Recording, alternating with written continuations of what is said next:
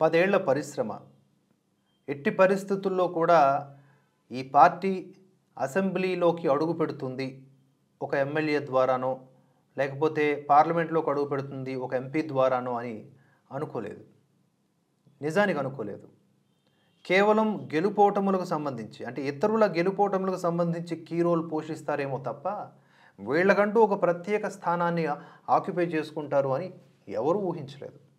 కానీ వాటన్నింటినీ తలక్రిందులు చేస్తూ జనసేన ఆ రికార్డులను బ్రేక్ చేసి ఈరోజు 100% పోటీ చేసిన ప్రతి చోట గెలుపొంది పాలనలో కూడా కీలక భాగస్వామిగా మారింది. సో 10 సంవత్సరాల పరిశ్రమ ఇది అని చాలామంది ఆ జన సైనికులు, పవన్ కళ్యాణ్ అభిమానులు సంబరపడుతూ ఉన్నారు. ఎందుకంటే ఇవాళ విజయవాడ క్యాంప్ ఆఫీస్కి సీఎం పవన్ కళ్యాణ్ వెళ్ళారు.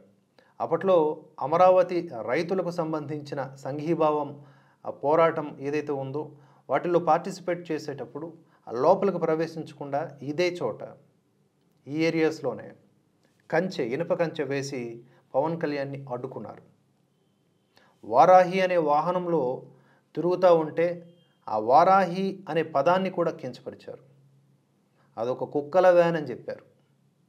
ఇలా రకరకాలైనటువంటి అవమానాలు అన్నీ అధిగమించి ఊహించని రీతిలో ఈరోజు పవన్ కళ్యాణ్ విజయవాడ క్యాంప్ ఆఫీస్కు చేరుకున్నటువంటి సందర్భంలో ఆ యొక్క రోజులన్నీ కూడా గుర్తుకు తెచ్చుకుంటూ ఉన్నారు.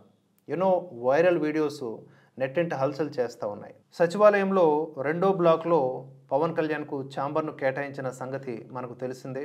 డిప్యూటీ సీఎం హోదాలో తొలిసారి రాజధాని అమరావతికి వచ్చిన జనసేన అధినేత పవన్ కళ్యాణ్కు అక్కడి రైతులు ఘన స్వాగతం పలుకుతున్నారు. సచివాలయం వరకు పూల వర్షం కురిపించారు.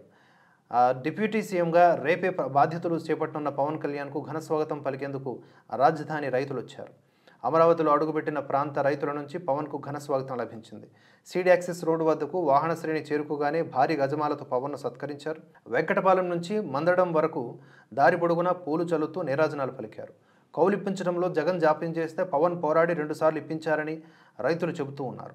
మాకు సానుభూతి తెలిపేందుకు వస్తే ఇనుప కంచె వేసి పవన్ కళ్యాణ్ ఇబ్బంది పెట్టారని మాజీ సీఎం జగన్మోహన్ రెడ్డిపై మండిపడ్డారు.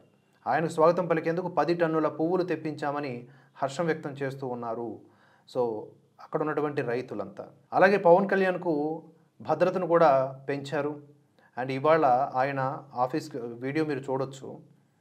ఆయన సచివాలయానికి చేరేటప్పుడు ఆయనకి గౌరవ వందనం కానీ ఇవన్నీ కూడా అద్భుతంగా ఫీల్ అవుతూ ఉన్నారు జన సైనికులు. భద్రతను కూడా పెంచారు.